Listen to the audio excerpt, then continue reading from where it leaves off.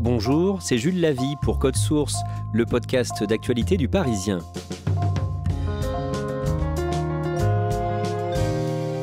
C'est un mystère qui a duré plus de 30 ans, celui de l'enfant martyr de l'autoroute A10. Le corps d'une fillette suppliciée a été retrouvé au mois d'août 1987 et pendant 31 ans, son identité est restée inconnue. Le Parisien a parlé de cette affaire le 23 septembre en révélant le contenu d'une nouvelle expertise médicale. L'auteur de cet article est dans Code Source aujourd'hui, Damien Delceni, chef du service police-justice du Parisien.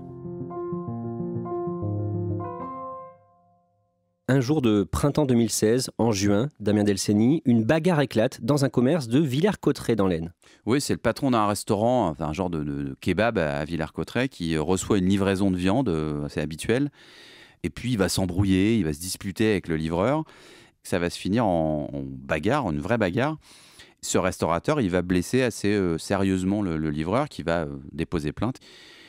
Et donc la gendarmerie arrive et interpelle le restaurateur pour ces faits de violence. 29 ans plus tôt, à 260 km de là, à Suèvre, près de Blois, dans le Loir-et-Cher, des agents d'entretien de la société d'autoroute Cofiroute sont au travail. Nous sommes le 11 août 1987. C'est un jour de chassé-croisé, comme on dit, de vacances estivales, août 87. Et donc, ces deux employés de la société Cofiroute, ils font un aménagement assez banal, c'est-à-dire qu'ils sont là pour tondre la pelouse qui est sur le bord des voies de circulation.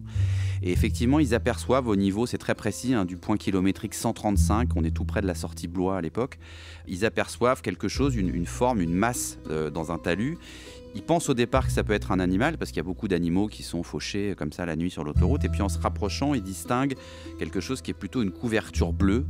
Donc ils s'approchent et en ouvrant la couverture, ils s'aperçoivent qu'en réalité c'est un corps. Il y a une petite fille avec une robe de chambre. On a aperçu un paquet, une couverture enroulée avec quelque chose qui semblait suspect. Alors je me suis approché, c'est là que j'ai vu la tête de l'enfant et les pieds dépassés. J'ai fait le tour et j'ai aperçu l'horreur, quoi. Des hématomes partout, des coupures, des bleus, les yeux au beurre noir, sale état.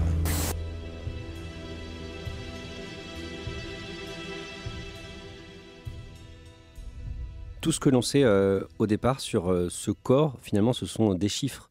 C'est ça, c'est le point kilométrique 135. C'est une petite fille qui mesure 95 cm, qui pèse 20 kg. Ça, c'est l'autopsie qui permet de le déterminer. C'est tout ce qu'on sait. Aucun papier d'identité, aucune trace particulière. C'est une petite fille brune. On estime son âge à peu près entre 3 et 5 ans. Elle a les cheveux bouclés, elle a les yeux marrons. Mais voilà, c'est la petite inconnue de la 10, comme on va l'appeler tout de suite, parce qu'on ne peut pas lui donner un prénom ou un nom. L'autopsie, qu'est-ce qu'elle nous apprend d'autre ? D'abord que cette petite fille, elle a été martyrisée, et pas martyrisée la veille ou quelques heures avant son décès, mais martyrisée depuis le début de sa vie, parce que les médecins vont noter qu'elle a eu plusieurs fractures, qui se sont toutes consolidées seules, c'est-à-dire qu'elle n'a jamais été emmenée à l'hôpital ou chez un médecin lorsqu'elle a eu ces fractures. Les os se sont reconstitués eux-mêmes. Il y a aussi des brûlures sur son corps, des brûlures qui sont faites avec un fer à repasser. Et il y a d'autres lésions qui sont presque encore plus rares et encore plus terribles. C'est que cette petite fille, elle a été mordue, mais pas mordue un petit peu. On lui a carrément enlevé des morceaux de chair au niveau du thorax et même au niveau de la joue. Il lui manque un morceau de peau. Donc c'est une enfant qui a été quelque part torturée sur un temps assez long. Alors des tortures qui ne suffisent pas à la tuer à chaque fois, mais qui en tout cas font qu'elle est dans un état de santé général qui est très très mauvais. Et on ne sait pas précisément de quoi elle est morte en fait. En fait, les médecins légistes, ils estiment que cette petite fille, elle est morte exsangue, c'est-à-dire qu'elle est morte de mauvais traitements, de malnutrition, de quelque chose qui a duré dans le temps et qu'à un moment donné, il y a une forme d'épuisement de ce corps. Il n'y a pas effectivement un coup particulier, que ce soit un coup de poing ou un coup porté avec un coup de couteau. C'est une succession pendant sans doute des mois ou des années de maltraitance qui fait que cette petite fille, elle meurt. Cette fillette, martyre, anonyme, est enterrée le 9 septembre dans le village de Suèvre. Quand on ne peut pas identifier un corps, on charge la commune de procéder à l'enterrement, à l'inhumation. C'est ce qui se passe à cet endroit-là de l'autoroute. Ce talus, il est sur la commune de Suèvre. Donc on va voir le maire de Suèvre, on dit voilà, il faut enterrer cette fillette, on ne sait pas qui c'est, mais il faut l'enterrer dans votre cimetière.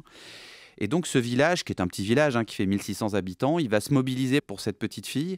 Ils vont lui organiser des obsèques. Et puis on va lui confectionner un petit cercueil, on va lui confectionner une tombe.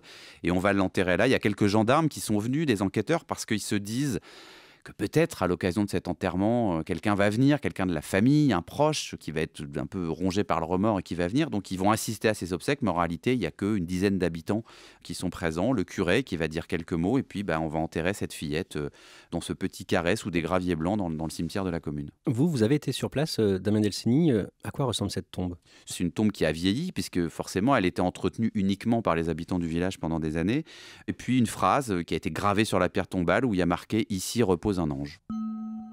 Une enquête débute, Damien Delceni, mais en 1987, les moyens de la police et de la gendarmerie sont limités. Il n'y a pas de vidéosurveillance à l'époque sur l'autoroute pour essayer de comprendre ce qui s'est passé. On n'a pas d'ADN. L'ADN, c'est vraiment la préhistoire de l'ADN à l'époque. C'est vraiment chercher une aiguille dans une botte de foin. Je donne quelques exemples. Le juge d'instruction à l'époque, il va aller récupérer les cartes de péage. À l'époque, quand on paye au péage, on a une carte, un petit morceau cartonné qui est donné aux usagers et qui est récupéré par l'employé du péage. Donc il va récupérer des milliers de cartes de péage pour essayer de trouver quelque chose, quelqu'un qui serait passé, pour essayer de retrouver des témoins. On va aussi envoyer des milliers de courriers à des écoles en France, à des assistantes sociales, à des médecins, pour essayer de mobiliser des témoins qui pourraient avoir aperçu cette fillette qui était manifestement maltraitée. Mais la réalité, c'est qu'on ne peut pas donner un nom à cette fillette. Une photo du visage de la fillette va être exploitée. Oui, on va lancer un appel à témoins, les gendarmes vont lancer un appel à témoins avec le juge et effectivement, ils vont exploiter cette photo qui est une photo qui est gênante parce que c'est vraiment la photo d'un cadavre d'une petite fille. Alors, elle va être un peu retouchée parce qu'il y avait cette joue qui était très abîmée et donc on va gommer un petit peu tout ça pour rendre quand même la photo relativement présentable. Et effectivement, cet avis de recherche, il va être diffusé le plus largement possible en France, dans les commissariats, dans les gares, dans les aéroports. Il va même être diffusé à l'époque dans des pays du Maghreb, en Algérie et au Maroc notamment, parce que cette autoroute A10 qui descend vers le sud descend aussi au moment du mois d'août pour des gens qui rentrent au pays, que ce soit en Espagne, au Portugal, mais aussi en Algérie et au Maroc. Et comme cette petite fille, elle a le type un petit peu maghrébin, on va diffuser également cette photo en Algérie et au Maroc pour espérer encore une fois que quelqu'un se signale. Un peu en désespoir de cause, les enquêteurs vont accepter l'aide d'un scientifique qui dit pouvoir trouver des informations grâce à des analyses au microscope. C'est un vrai scientifique, hein, c'est pas un charlatan, c'est quelqu'un qui travaille dans un laboratoire en Gironde. Donc on va lui confier un certain nombre de scellés, notamment des résidus de craie qui sont trouvés dans la poche de la robe de chambre de cette petite fille. Et donc lui va examiner avec son microscope ces éléments et il va dire aux gendarmes, voilà, ces morceaux de minéraux, ces morceaux de cailloux, ils proviennent d'une carrière qui se trouve juste à côté de Blois. On va aussi essayer de savoir si un enfant scolarisé en France manque à l'appel. On se dit à l'époque que cette petite fille pouvait peut-être être scolarisée en maternelle dans un établissement un peu partout en France et que à la rentrée de septembre, elle n'est plus là, elle n'est plus inscrite. Donc on va essayer, mais à l'époque c'est pareil. Les fichiers scolaires, en fait un fichier scolaire national, ça n'existe pas à l'époque. Le juge va d'ailleurs s'en rendre compte. Donc on écrit à toutes les écoles, à toutes les académies scolaires en France pour essayer de voir s'il ne manque pas une fille âgée entre 3 et 5 ans à la rentrée de septembre 87. C'est un travail de Romain, mais qui ne va pas aboutir. Toutes ces recherches, toutes ces démarches ne donnent rien. Les années passent et en 1992, la justice rend un non-lieu. Ça veut dire quoi? Ça veut dire qu'en l'état, 5 ans après la découverte de ce corps, la justice, elle ne peut toujours pas mettre un nom sur cette fillette et donc elle ne peut pas enquêter sur sa mort. En 1993, le lundi 26 avril, une nouvelle émission de télévision de TF1, Témoin numéro 1, parle de l'enfant martyr de l'autoroute A10. Pour des enquêteurs, c'est insupportable de ne pas donner une réponse, de ne pas donner un nom à cette victime. Et donc, ils ne vont avoir de cesse de prolonger, d'essayer de se dire on ne peut pas rester sur ce non-lieu, on ne peut pas rester sur cet échec. Donc, ils vont essayer de mettre en place tout ce qu'ils peuvent. La télévision, l'émission de télévision de Jacques Pradel, c'est un moyen pour eux de relancer des investigations et peut-être de se dire que quelqu'un devant sa télé va se souvenir de quelque chose, de cette journée d'août 87, et va les remettre sur une nouvelle piste. Pour ces affaires, et toutes celles que nous évoquerons dans Témoin numéro 1, nous avons besoin de vous. Lundi, à 20h50, vous serez peut-être le témoin numéro 1 qui permettra à la justice d'avancer. Il y a un témoin qui va se manifester à l'époque, quelqu'un qui raconte que ce jour d'août 87, alors on est quand même déjà 6 ans auparavant, mais lui, il se souvient d'avoir vu un automobiliste s'arrêter sur le bord de la route et déposer quelque chose sur le talus. Et il estime que c'est à peu près à l'endroit indiqué autour de Blois. Donc c'est évidemment une piste pour les gendarmes qui vont l'entendre. Bon, le problème, c'est que 6 ans après, les souvenirs, ils sont ce qu'ils sont. D'abord, est-ce qu'on est sûr que c'est bien le même jour? Est-ce qu'il est capable de donner une description? Alors, il va parler à un moment donné d'une voiture, d'un break de couleur plutôt claire, plutôt beige, mais On n'a pas d'autres renseignements qui permettent d'identifier, on n'a pas une plaque d'immatriculation, on n'a rien du tout. Lui, il se souvient effectivement d'avoir vu un homme, parce que ça l'a surpris ce jour-là, plutôt au petit matin, qui est venu déposer quelque chose dans le talus. En 1995, le corps de la fillette est exhumé. La science a progressé et on se dit que peut-être on va trouver d'autres choses, d'autres traces sur ce corps qui pourraient permettre, encore une fois, on est toujours dans la problématique de l'identifier. Simplement, on n'est pas en train de chercher des auteurs, on est en train d'essayer de donner un nom, un prénom et une origine à cette personne. Cette nouvelle autopsie ne donnera rien et en 1997, la justice prononce un second non-lieu. En 2004, un nouveau chef arrive à la tête de la section de recherche de la gendarmerie d'Orléans, un certain Marc de Tarlet, et il se demande ce qu'il peut tenter pour essayer de relancer l'enquête. Oui, lui, il arrive avec un regard neuf. Il n'a pas participé au début de l'enquête. Comme on est en 2004 et que l'ADN prospère, qu'on a désormais un fichier en France, il va poser la question au juge et à des experts. Est-ce qu'on peut, à partir des scellés, puisqu'on a gardé, heureusement, dans des sacs fermés, la robe de chambre que portait cette fillette et la couverture qui l'entourait. Donc on va aller voir ces scellés, on va les ouvrir. Ils sont bien conservés, c'est une chance. Et c'est comme ça qu'ils vont arriver à extraire d'abord 2 ADN. Sur cette couverture, un ADN masculin, un ADN féminin. C'est forcément des proches de cette petite fille. Donc c'est un espoir qui renaît.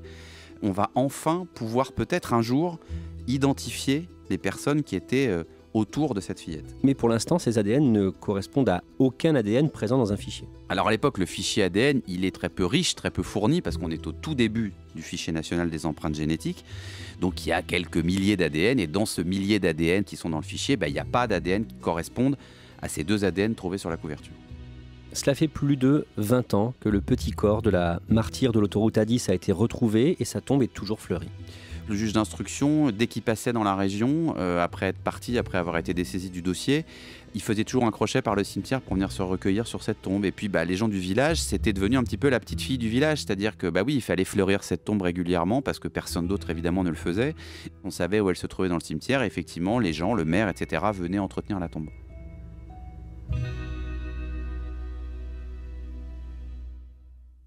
En 2012, la procureure Dominique Puechmaille, arrivée à Blois 3 ans plus tôt, organise une grande conférence de presse pour essayer de remobiliser les médias 25 ans après le début de l'affaire. Oui, elle relance un nouvel appel à témoins parce qu'on se dit aussi toujours dans ces affaires que quelque part, il y a quelqu'un qui a peut-être des souvenirs, même lointains, même partiels, et que le temps passant, ça peut libérer la parole. Il y a des gens qui peuvent vivre avec un secret très lourd pendant des années et vouloir s'en libérer. Donc, elle refait cette campagne pour faire vivre le dossier et espérer que quelqu'un parle. Une nouvelle fois, ça ne donne rien. En 2013, de nouvelles analyses sont effectuées sur la couverture bleue et la robe de chambre de l'enfant, analyses qui permettent de détecter un 3e ADN inconnu à ce stade. Damien Delceni, on en revient à la bagarre que vous nous avez racontée au tout début de cet épisode de Code Source. Le restaurateur qui a été interpellé suite à l'altercation, qu'est-ce qu'il est devenu ? À l'époque, il est interpellé par les gendarmes, il est entendu, il est auditionné, et puis il va être condamné à quelques mois de prison pour ces violences. Et à cette occasion, comme il est condamné pour des violences et comme c'est la loi à l'époque, on va lui prélever son ADN. Et l'année suivante, en 2017, son ADN match, comme disent les enquêteurs. Oui, alors là, c'est la première bonne surprise de ce dossier en 30 ans. Le fichier, si vous voulez, il tourne un peu tout seul, c'est-à-dire qu'on rentre des nouveaux ADN dans le fichier automatisé, et puis le fichier, quand il se met à jour, en quelque sorte, pour faire simple, il fait des corrélations, il dit, tiens, cet ADN que vous avez rentré, il correspond à un ADN qui est déjà dans le fichier. Et là, c'est ce qui va se passer, c'est-à-dire que l'ADN de ce jeune homme, il va correspondre à cet ADN X, parce qu'il n'avait pas de nom, cet ADN qui était dans le fichier, qui était l'ADN de la petite fille de l'A10. Et là, les experts vont dire, ce monsieur et cet ADN de jeune fille, ils ont une connexion, ils sont de la même famille. Il va s'avérer que cet homme, qui se prénomme Anouar, est le frère de la fillette de l'A10. Quand les enquêteurs et les experts vont analyser cette corrélation, ils vont acquérir la certitude, effectivement, que ce Anouar, c'est le frère de la petite fille de l'A10. Donc là, c'est le coup de théâtre absolu, parce que ça y est, là, on sait maintenant. On sait, on va pouvoir donner un nom à cette petite fille, et puis on va pouvoir enquêter surtout. Les parents de cet homme, et donc de la petite martyre de l'A10, sont interpellés le mardi 12 juin 2018 dans 2 communes différentes. Oui, le père est interpellé à Puteaux dans les Hauts-de-Seine et la maman est interpellée à Villers-Cotterêts dans l'Aisne. Les enquêteurs se rendent compte que les parents sont séparés depuis une dizaine d'années, ils ne vivent plus ensemble, et on va les interroger. À partir de là, l'inconnu de l'autoroute A10 a un prénom et un nom. Cette petite fille de l'A10, elle s'appelait Inas, parce que elle a été déclarée à l'état civil finalement. On pensait que c'était un enfant fantôme, elle ne l'était pas, elle avait été déclarée, elle avait même été inscrite à l'école. Maintenant on sait. Inas est née le 3 juillet 1983 au Maroc, à Casablanca. Qu'est-ce que l'on sait de sa courte vie ? On sait qu'elle a passé les 18 premiers mois de sa vie au Maroc. D'abord un tout petit peu avec sa maman, mais surtout avec ses grands-parents. Sa maman est repartie en France, où était resté d'ailleurs son papa qui travaillait. Et après, elle revient avec ses parents. Et puis après, elle rejoint ses deux grandes sœurs en région parisienne. Les parents d'Inas ont donc été interpellés le 12 juin 2018. Ahmed et Halima, qu'est-ce qu'ils disent pour expliquer la mort de l'enfant pendant leur garde à vue ? Ahmed, quand les policiers viennent le chercher, quand il ouvre la porte, une des premières phrases qu'il dit aux policiers, il leur dit « ça fait 30 ans que je vous attends ». Donc on comprend que le secret il pèse depuis 30 ans et qu'il a envie d'en parler. Son ex-femme, la maman d'Inas, Halima, elle va d'abord absolument nier ce qui a pu se passer. Elle dit même qu'Inas est encore en vie, quelque part au Maroc.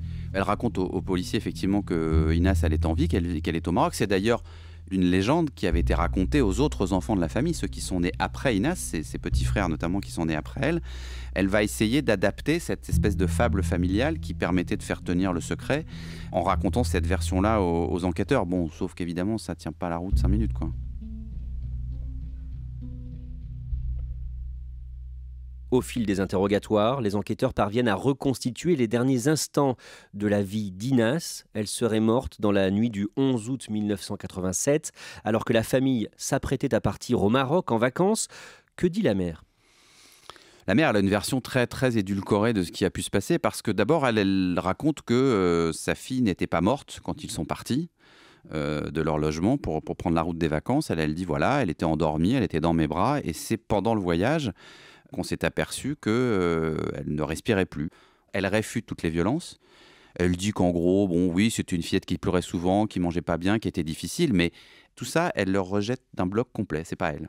Que dit le père, Ahmed, d'abord concernant les violences sur la fillette ? Ahmed, lui, il a une version qui est tout à fait différente. Lui, d'abord, il reconnaît qu'il y a eu des violences pendant l'enfance d'Inas. Il se souvient notamment de la brûlure au fer à repasser. Il avait constaté cette brûlure sur le dos de sa fille. Et sa femme lui avait dit à l'époque, c'est accidentellement, elle courait autour et puis le fer à repasser est tombé, elle s'est brûlée. Il y croyait pas trop à l'époque, le père, mais il avait peur de sa femme. En tout cas, c'est ce qu'il dit aux enquêteurs. Il dit qu'il a toujours eu peur d'elle parce qu'elle avait des accès de folie, de violence et qu'il avait peur. Damien Delceni, donc pour lui, en résumé, que s'est-il passé pendant cette nuit du 11 août 1987 ? La version d'Ahmed, c'est de dire que lorsqu'ils rentrent ce soir-là, ils sont censés partir en vacances, en famille au Maroc, donc la voiture est chargée, on est prêt à partir. Ahmed, il rentre chez lui, ils vont partir de nuit, et lui dit que quand il rentre, Inas est morte. Inas est sur le canapé, elle est inanimée, elle est morte. Et qu'à ce moment-là, une de ses filles lui dit qu'elle est tombée dans l'escalier parce que maman l'a poussée, que voilà, elle ne bouge plus, elle est morte.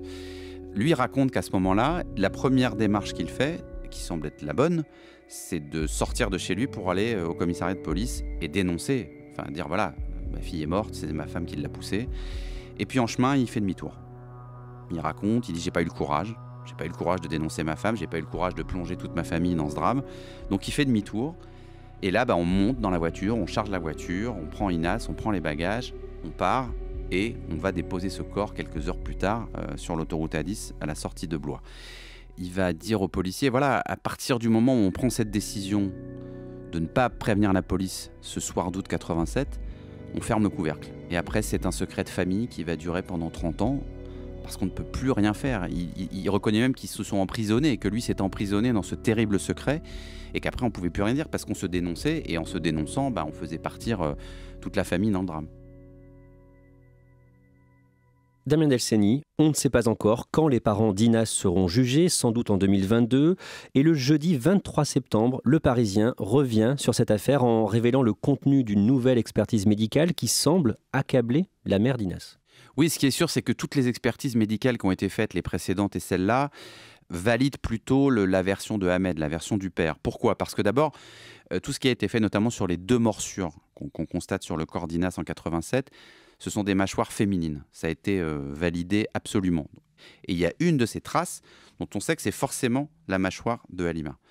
C'est quand même un élément lourd dans le dossier. Donc, et comme elle, sa version depuis le début, c'est d'expliquer qu'elle n'a jamais battu sa fille, que quand elle est montée dans la voiture, elle était vivante et presque en bonne santé, bah ça colle pas du tout en fait. La grande sœur de la fratrie, qui avait 9 ans au moment des faits, a longtemps dit qu'elle ne se souvenait de rien. Mais au printemps 2019, en mai, pendant une audition, elle a finalement parlé de cette petite sœur et de sa mère à l'époque. Sur sa mère, elle se souvient d'une maman qui pouvait d'un seul coup changer totalement de comportement, devenir extrêmement violente vis-à-vis des enfants, surtout vis-à-vis d'Inas d'ailleurs. On n'a jamais tellement su pourquoi elle s'était acharnée sur Inas et pas sur ses autres enfants. Elle avait même des crises de violence vis-à-vis de son mari. Et puis, dans le même temps, 5 minutes après, redevenir quelqu'un de normal, une femme normale, calme, une maman normale. Donc ça, elle l'a raconté, elle en a un souvenir assez précis. Il faut quand même se rendre compte de ce que c'est pour cette jeune femme maintenant, qui était une petite fille à l'époque, de ce qu'elle a vu et de ce qu'elle a vécu. Elle raconte aux enquêteurs la scène du mois d'août 87 dans l'appartement, quand elle constate effectivement elle a vu sa sœur morte. Elle, pendant des années, elle a été un des acteurs de ce secret, mais de manière totalement traumatique. Et aujourd'hui, quand elle se souvient, quand elle parle aux enquêteurs, elle a ce souvenir-là. Elle a ce souvenir d'avoir vécu une soirée de crise avec des gens qui crient, avec des gens qui sont en panique. C'est son souvenir à elle, et puis son souvenir surtout qu'après, elle n'a plus jamais revu sa petite sœur.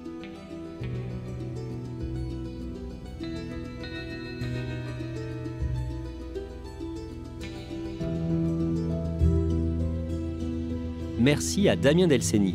Code Source est le podcast d'actualité du Parisien, disponible chaque soir du lundi au vendredi.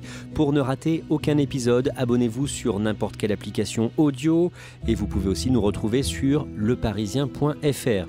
Cet épisode de Code Source a été produit par Thibault Lambert et Timothée Croizan, réalisation Julien Moncouquiol. Si vous aimez Code Source, n'oubliez pas de laisser un commentaire sur votre application et vous pouvez aussi nous écrire directement codesource@leparisien.fr.